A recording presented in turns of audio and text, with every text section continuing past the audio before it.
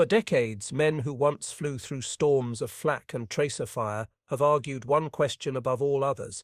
It wasn't about tactics, courage, or even victory. It was about pure, unrestrained speed.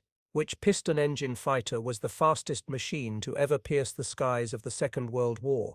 Some claimed the Germans reached the limit of physics. Others swore the Americans built something no man could catch. Tonight we'll settle that debate, not with myths but with numbers, flight tests, and the desperate innovations that pushed piston aviation to its breaking point. Speed in wartime was more than a statistic. It was survival. In the skies over Europe and the Pacific, every additional mile per hour could mean the difference between life and death, between catching a bomber before it reached its target or escaping a swarm of enemy fighters closing from behind. During World War II, aircraft designers in Germany, Britain, the United States, and Japan waged their own secret war, one of rivets, engines, and aerodynamics. Factories worked day and night to squeeze a few more revolutions from an engine, to polish the airflow over a wing, to shave a few kilograms from a fuselage already pushed to its limit. By 1945, propeller technology had reached a point where further improvement seemed impossible. Jet engines were already roaring into history, but for a brief and spectacular moment, propeller-driven fighters were flying faster, climbing higher, and turning sharper than anyone had ever thought a piston machine could. Their pilots were young, often barely out of school, yet they commanded aircraft worth more than a tank column, machines that could break 400 miles per hour at a time when most cars barely reached 50. The race for the fastest fighter was not just a matter of pride, it was national survival, and for engineers, it was a challenge to the laws of physics themselves. Let's begin where the competition truly began to burn, in the skies of 1944, when Germany, Britain, and America each unveiled their ultimate weapons of air superiority. In August 1944, as Allied armies closed in from the west and the Red Army thundered from the east, a new shape appeared in German skies. Longer, sleeker, deadlier, it was the Focke-Wulf Foch 190D9, the so-called Dora.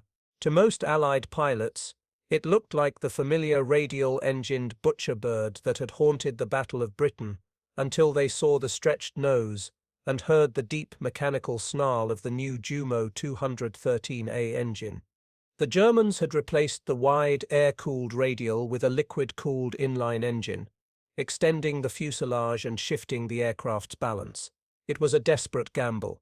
The Luftwaffe needed a fighter that could climb to meet the high-flying American bombers which shredded German cities daily. The Dora was that answer. It could reach 426 miles per hour, not just at low altitude, but in the thin air where earlier FL-190s faltered.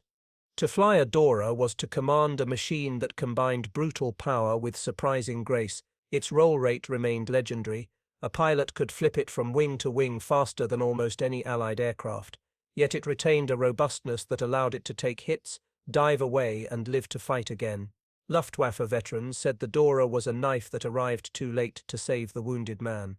By the final winter of the war, some 700 Doras had been built. They guarded the last oil fields, the crumbling Reich capital, and the airfields where Germany's new jets, the Me P-262S, struggled to take off under constant attack. Pilots of the FD-190D9 sometimes escorted those jets, shielding them during takeoff, a bizarre reversal of roles in which piston fighters protected the future from the past. Many of these pilots knew they were flying in a doomed cause. Fuel shortages meant their training hours were cut to minutes. Engines overheated on the ground. Yet the Dora remained an object of respect, even admiration, among its enemies. American P-51 pilots often reported that the long-nose 190 could outdive and outroll anything they had. The Dora represented the final breath of a brilliant design philosophy, the belief that through refinement and courage, the piston engine could still dominate the air, but time was against it. Across the Channel, British engineers had just completed an aircraft that would soon prove itself both elegant and lethal, a machine born from the ashes of the Typhoon, and one that would race not only German fighters, but Germany's own flying bombs.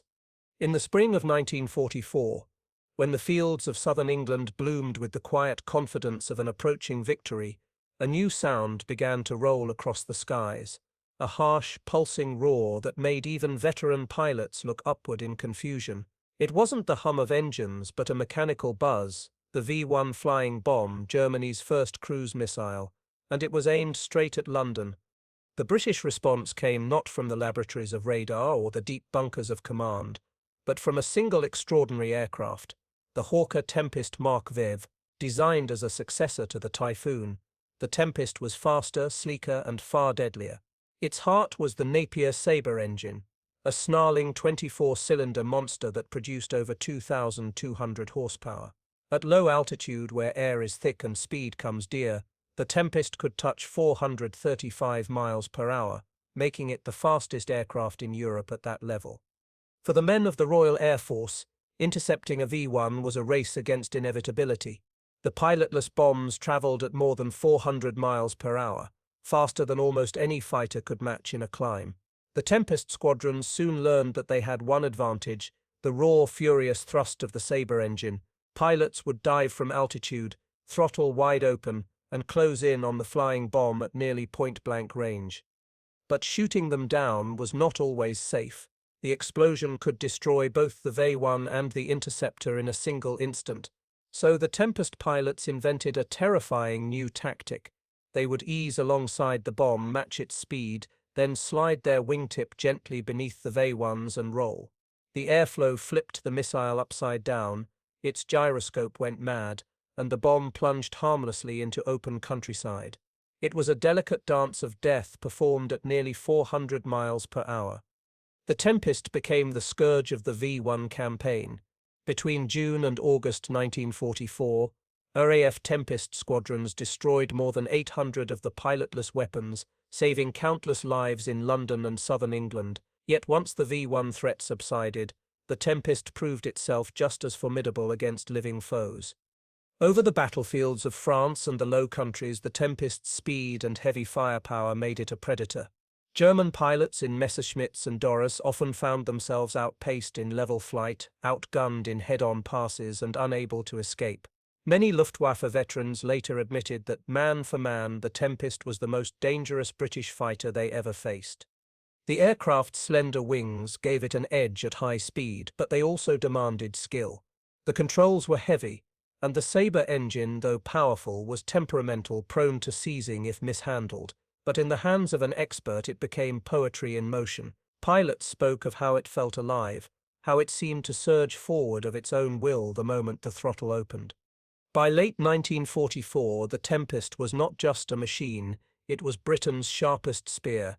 As the Allies advanced through the wreckage of Normandy and into the low clouds of northern Europe, Tempests hunted trains, trucks, and anything that moved along Germany's supply lines. They strafed targets at treetop level, their guns tearing through columns of armor, their engines echoing like rolling thunder across the ruined villages of the Reich. But even as the Tempest roared through victory, a new generation of British fighters was emerging. The Spitfire, once Britain's shining guardian, was reborn in a form so powerful that even veteran pilots struggled to believe it came from the same lineage. It was not a mere aircraft anymore. It was the culmination of years of evolution refined and hardened by war.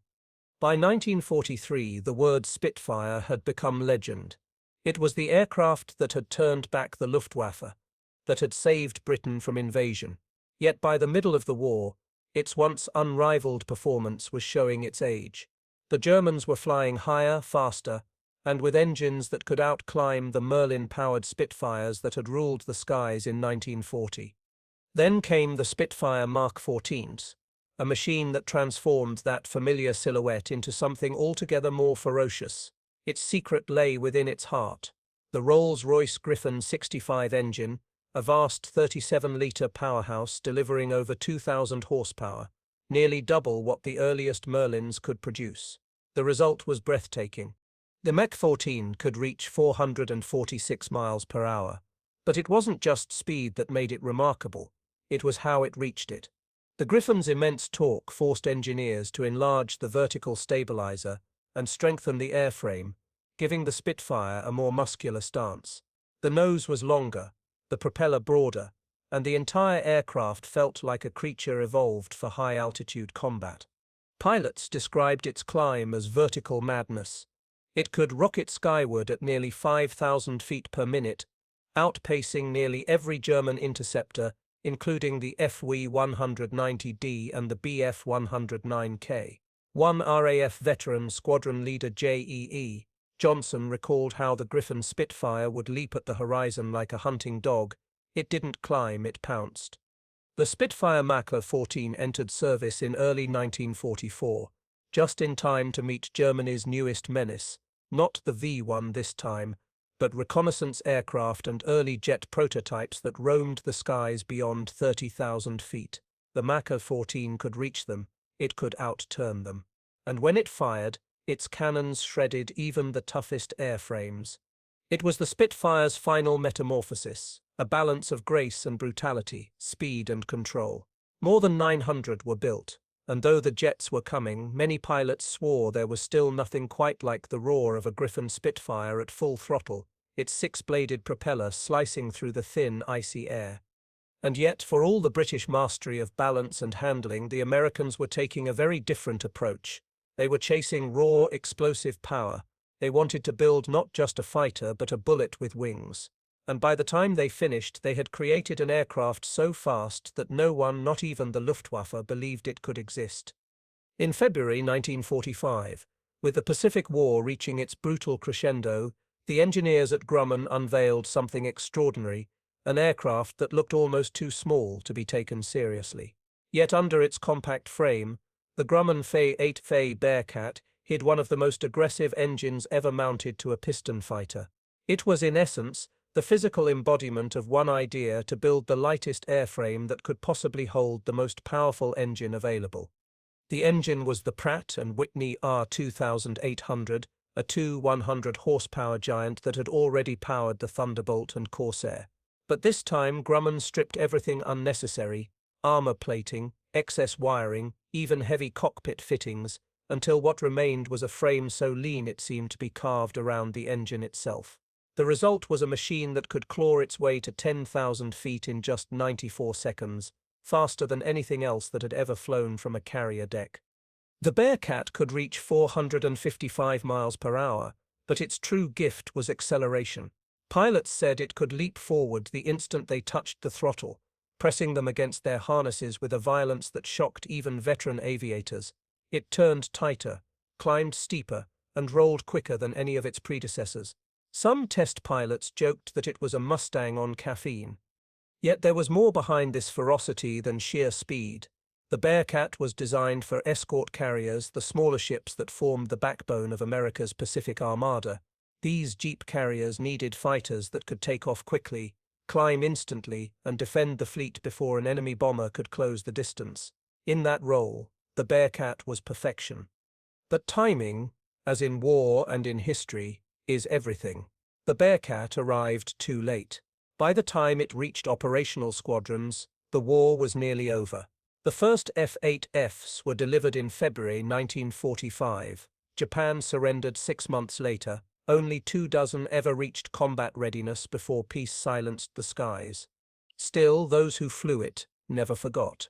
One Navy pilot described it as a wild stallion that somehow trusted you enough to let you ride. Another called it the fighter that could have owned the Pacific if it had been born a year earlier. Its responsiveness was legendary. It rolled so fast that pilots often found themselves overbanking before their minds could catch up. After the war, the Bearcat became a legend among test pilots and airshow performers. It served briefly with the U.S. Navy's Blue Angels, dazzling crowds with its unbelievable agility. In the post-war years, modified Bearcats went on to break time-to-climb records that stood for decades, and in the Rhino air races of the 1960s, the aircraft's descendants, stripped of military weight and polished to mirror finish, still dominated the skies. Yet the Bearcat was more than an air racer's dream. It was the end of an era, the final perfect refinement of everything engineers had learned about piston-powered flight. A compact storm of metal, fire, and precision, designed to be the best, but born just moments too late. And while American designers pushed the boundaries of performance, Germany, even as its empire crumbled, was conducting experiments that bordered on the impossible. In hidden factories and mountain hangars, engineers were building aircraft that defied every conventional rule, machines that could outclimb the stratosphere itself.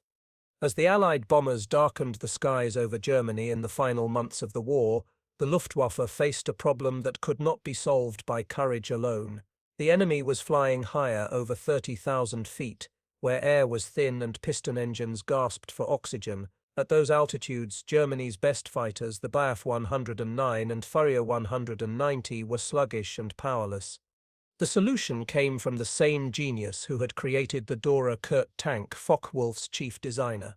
His answer was the TOW-152H, a long-winged, high-altitude interceptor that looked almost otherworldly. Its wings stretched nearly 48 feet across, longer than any previous Focke-Wulf design, and its sleek fuselage was built around a supercharged Jumo 213E engine capable of maintaining full power even at the edge of the stratosphere. The TOW-152H could reach 469 miles per hour, but its true strength was above 40,000 feet, where few aircraft could even breathe. It carried a pressurized cockpit, an extended tail for stability, and armament designed to destroy bombers with a single burst, a 30mm Mk108 cannon firing through the propeller hub, flanked by two 20mm MG151s in the wings. Only a few dozen ever flew. Production began in November 1944, and by the time the first squadrons were operational, Germany was already collapsing. Fuel shortages, destroyed airfields, and a lack of trained pilots meant that many TOW-152s never even took off, but those that did left a mark. On April 14, 1945, Oberfeldwebel Willy Riskoff of JG 301 took off in a TOW-152H and encountered 4 American P-51 Mustangs at high altitude. He engaged them head-on, shooting down 2 and damaging a third before escaping, a performance so stunning that Allied intelligence at first refused to believe the report. To those who saw it, the TOW-152H was the last ghost of the Luftwaffe's former glory, an interceptor that arrived too late to change anything but proved what German engineering could still achieve in the face of annihilation. It was an aircraft born in desperation but executed with genius. Its sleek form symbolized the twilight of propeller technology and the dawn of something new, the jet age. And yet, even as the TOW-152H brushed the edge of heaven, another machine was roaring up from the Allied lines, bigger, heavier, and impossibly fast. It was the American P-47 Thunderbolt, reborn in a form no one expected. By late 1944, the skies over Europe were filled with ghosts of machines that had once ruled the air. The mighty Luftwaffe was dying, its aces worn down, its fuel supplies gone, its cities burning. And yet, even as victory drew near, a new threat emerged: German jets and high-altitude raiders that seemed to defy interception. For the U.S. Army Air Forces, the answer did not come from a new design, but from the transformation of an old warhorse, the Republic P-47 Thunderbolt. The Thunderbolt, or Jug as its pilots affectionately called it, was already one of the heaviest and toughest fighters of the war. A steel sledgehammer that could dive at 500 miles per hour and come out the other side unbroken. But what engineers at Republic Aviation now proposed was radical. They would take the already powerful Pratt & Whitney R2800 engine and modify it to within an inch of its limits. They installed a new turbo supercharger system, added water methanol injection for emergency power, and stripped weight wherever possible. The result was the P-47M, a beast that could reach 472 miles per hour, faster than almost anything else in Allied service. Only 130 examples were built, but their purpose was razor-sharp to catch and kill the enemy's fastest machines. The Luftwaffe's Me-262 jets were appearing over Germany, striking bomber formations and vanishing before American escorts could react. The P-47M was designed to end that. In December 1944, the first P-47Ms reached the 56th Fighter Group, one of the most experienced units in the European theater. These men had fought since the early days of the war. They knew the Jug better than anyone alive, but even they were shocked by what the men could do. The new engine delivered a surge of power so violent that early models often tore themselves apart mid-flight. There were fires, seizures, complete engine failures. For weeks, the squadron was grounded while mechanics reworked the delicate systems that pushed the R-2800 beyond its natural limits. When the problems were solved, the transformation was complete. The Jug had become a bullet. Pilots discovered that at full boost, the aircraft could climb like never before, reaching 30,000 feet in minutes, and then dive upon an enemy with the weight of a falling anvil. The 56th Fighter Group, led by Colonel Hubert Zempic, used the P-47M to devastating effect. They destroyed German jets on takeoff, ripped through trains, and caught high-flying reconnaissance planes that once believed themselves untouchable. To fly the P-47M was to feel the end of an era. It was the absolute edge of what piston engineering could deliver, a 9-ton brute that handled like a knife. Pilots described its dive as a vertical scream, the control stick vibrating with the fury of compressed air, the engine thundering at 2,800 revolutions, the altimeter spinning down like a clock in fast forward. And yet, through that chaos, the Jug held together, as it always had. Even in its most extreme form, the Thunderbolt retained its reputation for indestructibility. Pilots returned to base with wings shredded, cylinders shot out, and armor plate peppered with shrapnel. One famously limped home on a single cylinder still firing, the propeller wobbling but never stopping. The P-47M proved that raw power and engineering discipline could coexist, that a machine could be both monstrous and graceful. But it was not the fastest. There was still one aircraft, designed not by Americans or Britons, but by a desperate Germany gasping its last breaths, that would fly even faster than the Thunderbolt. It was strange, asymmetrical, and terrifyingly efficient. Its creators called it Der Pfeil, the arrow. In the dying months of the war, deep inside a collapsing Reich, a small team of engineers at Dornier completed what may have been the most astonishing piston engine fighter ever built. The Do-335 Pfeil, or arrow, was unlike anything else in the sky. Instead of mounting two engines on its wings, Dornier's designers did something no one had ever dared. They placed one in the nose, pulling the aircraft forward, and another in the tail, pushing it from behind. This push-pull configuration eliminated the drag that normally plagued twin-engine designs. Both engines, Daimler-Benz DB603S, worked in perfect opposition, one driving a tractor propeller, the other a pusher. The result was astonishing. A top speed of 474 miles per hour, achieved not in a dive, but in level flight. In the age of propellers, this was the sound barrier's doorstep. The arrow was more than a technical marvel. It was a fortress. It carried armor plate, heavy armament, 130mm cannon and 220mm guns, and could climb faster than most single-engine fighters. Allied test pilots who flew captured examples after the war were stunned. One report described it as unbelievably fast and utterly stable, a pilot's aircraft through and through. Yet, like so many of Germany's great late-war machines, the Do-335 was a victim of time. The first prototype flew in October 1943, but constant interference from the Luftwaffe bureaucracy, Allied bombings, and Hitler's obsession with jets delayed production. By the time the first operational units received the aircraft, it was February 1945, just months before surrender. Barely 37 examples were completed. None saw real combat. A few were captured intact by advancing Allied troops and ferried back to test sites in France and Britain. When American pilots took the controls, they could hardly believe the speed. The arrow accelerated so smoothly that its dials struggled to keep up, and at full throttle, its airframe vibrated with an almost living tension, as though it wanted to go faster still. The Do-335 was Germany's final miracle of piston engineering, but it came too late to matter. It symbolized everything about the Reich's scientific brilliance and strategic madness, a perfect weapon built for a war that no longer existed. And yet even this technological marvel was destined to be eclipsed, because across the Atlantic, American engineers were preparing the last and greatest evolution of all, a machine that would define the very limit of what a propeller-driven fighter could achieve. A machine that bore a name already written into history, Mustang. By early 1945, the skies of Europe had already become the graveyard of empires. The Luftwaffe was scattered, its bases reduced to smoking ruins, and the sound of Merlin engines filled the air from Normandy to Berlin.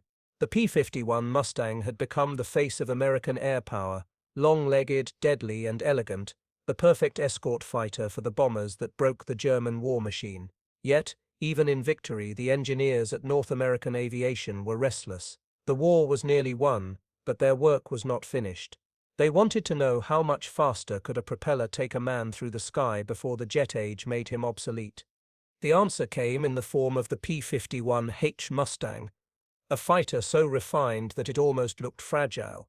It wasn't a simple upgrade of the P-51D that had ruled the skies over Europe. It was a complete redesign, a reimagining of what a piston fighter could be.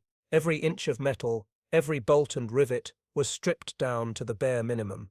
Nearly 1,500 pounds were cut from the airframe through new alloys, lighter control surfaces, and the removal of unnecessary wartime armor. At its heart roared the Packard-built Rolls-Royce Merlin Veer 1659, equipped with water injection and an advanced two-stage supercharger that could wring out more than 2,200 horsepower. The engineers lengthened the fuselage, refined the cooling system, and rebalanced the wings for higher Mach limits. The result was staggering 487 miles per hour in level flight, the fastest speed ever recorded for a mass-produced propeller-driven fighter of the Second World War. But numbers alone don't capture what the P-51H truly was. Pilots who flew it said it felt alive, lighter and more responsive than any Mustang before it.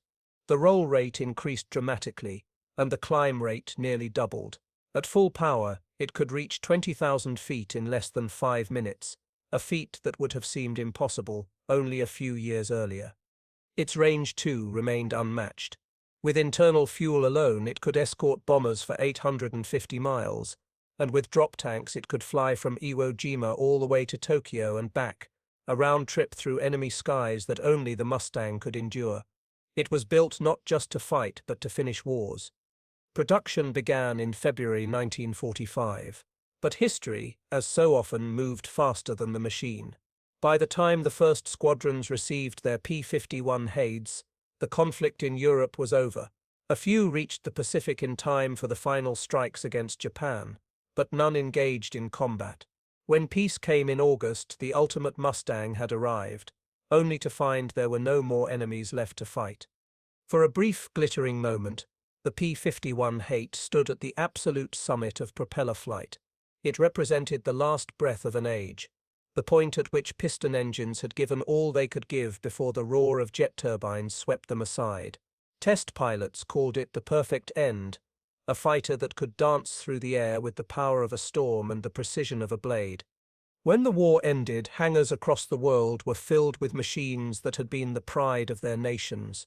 Doras, Tempests, Spitfires, Bearcats, Thunderbolts, Arrows, and Mustangs, each the result of sleepless nights, lost pilots, and impossible ambition. Yet, for all their differences, they shared one unifying trait. They were built in a time when speed meant survival, when every extra mile per hour could buy another heartbeat, another chance to live. Between the slowest of these champions, the Felgua 190 D9 at 426 miles per hour, and the fastest, the P-51H at 487 miles per hour, lay a mere 61 miles per hour. 61 miles, that was the entire margin between life and death for thousands of men who fought in the clouds. The engineers who built them had stretched piston technology to its breaking point, coaxing from aluminum, oil, and fuel what no one had thought possible.